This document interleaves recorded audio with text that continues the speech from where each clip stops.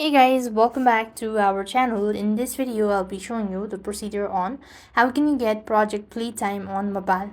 So in order to get Project Playtime on mobile, you have to follow these steps. So understand that Project Playtime is not officially available for mobile devices.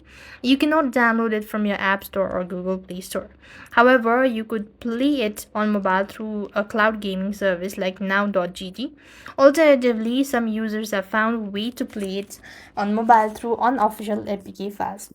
So basically, open up your browser and type in Project Playtime APK, and after which you could go ahead and find the link. You could click on the link that appears at the first, or you could also go to this link that is now.gg, and this is going to help you out to play games that is not available or that's not available in the mobile device.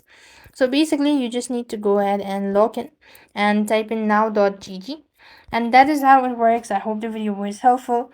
Make sure to like, share and subscribe. Thank you for watching. See you in the next video.